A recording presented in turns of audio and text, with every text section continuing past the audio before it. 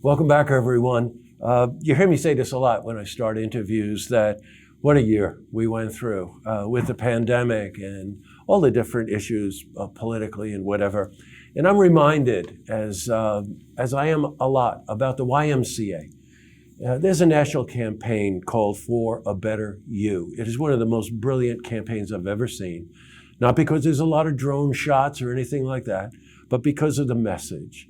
The message of all of us being part of the same community and how we help each other and support each other. Right in Saratoga, we've got one of the best YMCAs in the country. And recently, promotion took place. And Scott Clark, who was VP of Operations, is now the CEO. No better time to jump in to welcome Scott and also congratulate him and to interview him than right now. So hello, Scott. How are you? Hello, and thank you very much. Boy, congratulations. What you told me you've been a career Y person. You've been to Kansas, you've been to Massachusetts, you've been involved in the organization for over 30 years. That's really quite a credit to you, Scott. What hits you about being involved with the Y? It's really about people at the end of the day and the ability to help people. The why we have typically in any YMCA, you're going to see 5 generations of people from somebody that's a newborn and an infant up to a great grandparent. And the Y is able to help and support these people along their journey to health. And for some, it may be childcare. For some, it may be an opportunity to have some fellowship. Others for sports and swimming. But, we have an opportunity. And for me, it's been, as you said, 30 plus years is a great career so far. And I look forward to many, many more. But again, we have a great ability to serve people. And you said, a better you. What a great campaign that the Y has. Boy, is that true. And they live up to that. Just for putting this in terms of history's sake, the Y has been in business. I think it was founded over 100 years ago. And to anybody that thinks it's a gym, yes, it's a gym. You can go there and you can work out and find out exactly what you need to do to get in shape. But to Scott's point, Scott, before you came on board, we had been over there many times and videotaped and recorded a bunch of things like the summer camp and like the work you do for seniors, some of the work you do for after-school programs. Let's dip into that a bit because you kind of brushed on it. You said something that I want you to embellish and maybe tie these pieces together. Okay. It's the sense of sort of brotherhood. It's this sense of community. It's this sense of a place for socialization. Talk a bit about why that's important. Well, many of us are dealing with challenges today, especially as we look at our elderly population, our active older adults, is this pandemic has been a challenge on all of us. And, most of us have been told, let's stay put in our house, we'll be safe, and we'll get through this. And now, 10, 11 months later, that's a long time for being in your home. So seniors are dealing with social isolation. By nature, we're not individuals that like to be alone. And the Y is a chance for them to see their friends, to get a workout in, to share a smile, share a cup of coffee, and help them along their journey to health. During this period of time, the last 10, 11 months, people have found ways to exercise in some cases, but not everybody has found that way. And they enjoy group classes, they enjoy swimming, they enjoy cycling or lifting weights, but a lot of it is the fellowship side of things. Boy, it sure is. Let's talk about COVID. All businesses suffered a lot personally. In the case of the Y, for many of the reasons that you just stated, you had to undergo some changes. You had some unique challenges there to be able to try to maintain the programs and whatever. What were some of those challenges and what changes have you made? So, this is unique and you're kind of building the ship as you go or painting it. But, on March 17th, I think our area and our country and our state really saw the impact. And, at that point we were closed by the governor's office that we needed to really cease the gym and fitness side of things. As most, we thought this would pass quicker. We stopped all of our childcare at that point just to get a handle on things. And over a couple months, we were watching and reading and paying attention to what was happening. And the Y was scheduled to open around July 1st in phase four. So we brought back on our Malta Child Care Center for essential workers and trying to provide that place for people that were getting back into the workforce. And so that's an infant to a 5-year-old child care center. And then additionally, as we move closer to the summer, we looked at it. We thought we could run a safe summer camp. It wasn't going to be the same summer camp that we've run in the past. But it was an opportunity for parents now to get their kids out. They were in small groups of 10, little pods that didn't do anything else. Our campus was covered in tents that we normally didn't have, just to keep them separated. But it wasn't what they normally would have expected with field trips, but it was safe. It allowed the kids to play. It allowed them to enjoy some of the summer. Their school year was somewhat taken away from them, not by anything that they did, but it was ability to continue to grow and develop and do some things. So those challenges were unique for us as we stepped in and others wearing masks. And then we went through the summer and realized the Y wasn't going to open as it was. So we pivoted and we started moving our equipment outside the building. So under our portico, we had exercise equipment. We set up parking lot spots that you could reserve for an hour, and we wheeled out benches and weights for individuals. They would reserve them. Additionally, put tents up that we started teaching group exercise classes in the parking lot.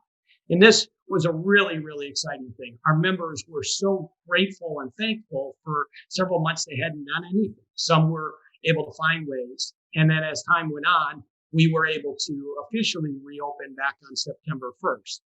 Well, what that meant is that on April 1st, we put everybody's membership on hold, and we did not draft them unless they opted in. So our financial challenges were a little bit different. We're used to a very robust and strong membership group, and we kind of battled through the summer with about 17% of our normal membership paying dues. Incredible. And then when we reopened our doors in September officially, that we could be going back in the building, but that was at 33% capacity. We had about 70% of our memberships stay with us. So during the pandemic, people are not still feeling comfortable and safe. So we've had about 30% of our memberships cancel on us. And we had furloughed staff and the challenges with that and recalling. And we are not the same Y as far as staffing and some of the things that we were doing pre to that, but we look to go back to that as we come out of this pandemic later in the year and move forward. I have to confess, it was really quite a sight. I drive by on West Ave, of course. I pass the Y a lot of times, and I noticed all the activity outside. And it was this August I drove in, and I couldn't believe it. You really had adapted so well to try to keep people safe, but yet offer them some of the things that the Y wanted to do. Now, as we move forward, let's just talk about some of the programs that are currently available and some that you're planning on. So as we move back inside, we continued to try to offer as much as we could outside until the weather finally got to a point we started seeing snow. And just after Thanksgiving, we took down our tents and moved all of our equipment back inside and group exercise. So the challenges became is that outside you weren't required to wear a mask. Inside you were. So getting our members to feel comfortable with that they have to wear a mask in both either a group exercise class or just lifting weights. And they've been great. Seeing the level that we were paying attention to cleaning and wiping down and spraying and taking care of the equipment was something that we, again, had to share with the members and participants that we're a very, very safe place. And since then, we've had, no COVID cases that have really come out of the Y. We've been contract traced that somebody used the Y, but there's been nothing that's, come out that gyms are a place where people are contracting this crazy virus and things. Yeah, got you. The future goals. We're in a new year right now. It doesn't feel like a new year. It seems like a bad extension of last year, but with the vaccine coming and whatever, a lot of forecasting about by the middle of the year. Any goals that you set for yourself that this year you want to share? Yeah, some of them is just get back onto strong financial footing, to grow our membership back. And we know that this is going to take a period of time for us to do that. People are going to have to become comfortable with exercise, become comfortable with exercising back inside. So as you indicated, as the vaccination is rolled out, and I'm excited that several of our staff are able to start get vaccinated now in 1B. They're the ones that deliver childcare stuff. So I think we have about 30 of them scheduled to start getting vaccinations over the next 3 to 4 weeks. So again, that sense of safety and security for them is important too, because we have to protect our staff so that we can protect our members. But a lot of that is important, but continuing to expand. We're going to run a summer camp again this summer. We're very excited by it. We're still trying to figure out what that looks like because we're unsure and how far and how many parents will need that. But, last summer we averaged about 185 kids per day. We're anticipating that. We started this last weekend, a wiffle ball league for kids indoors at the Wilton facility. So again, a little bit different. You can really socially distance in our field house, no contact, 20 kids in the building at any given time, and then they're off and a new group comes in. They're used to playing basketball, and right now we can't play basketball. So what can we adapt and continue? The others is out of this is we've had an opportunity to really look at leadership. And kids are striving for some things. We've just started what we call a leaders development program. So we know that our kids are going to be our leaders someday. And these group of young men and women are kind of juniors, seniors, freshmen in high school. They're coming together and meeting and coming up with projects that they're doing in the community. Right now, there's a coat drive in the lobby that they're trying to get coats to make sure nobody is freezing during this great time. Over the holidays, they had a food drive. And it's just great to see the kids kind of picking this up and moving forward with what they want to do. So I want to continue to make sure that our programs are cause-driven, that we're meeting the needs of the community. Look forward to growing more and more partnerships with different agencies, i.e. even across the street from the Y, as you talk about driving by, with Pitney Farms and what we can do, and maybe having a farmer's market at the Y this spring and into the summer. We have a beautiful pavilion. We have lots of space and parking. Why not? People are looking for those things, and we have this 20 acres that we can really spread people out on if they're not feeling comfortable yet into groups. Well, you know what? It's so much of what you're talking about just folds right into the whole sense of family, which the Ys are centered around family, but for a better us, right? That's exactly where all this is headed. It's very interesting to hear you. You don't even breathe. You have so much passion for what you're doing. I'm sitting here thinking to myself, my God, it's one thing to take over the reins as CEO of a YMCA. That's a major challenge, as you well know.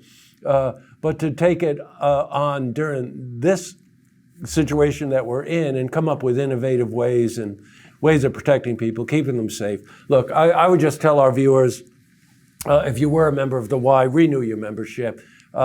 Keep an eye out for any of the fundraising activities because, as you can tell from Scott's knowledge and enthusiasm, that it's really a centerpiece in our community and one that deserves all the support and attention that we can give it. So again, Scott, congratulations. Baptism by fire for you, my friend. And we'll be checking in with you as we get through the year. Well, I appreciate the time and wish everybody a safe and continued good health during this period of time, and look forward to us coming out of this pandemic, hopefully sooner than later. Yeah, gotcha, Scott. Okay, stay safe, my friend. Talk to you soon. All right. Okay, Bye-bye. Bye.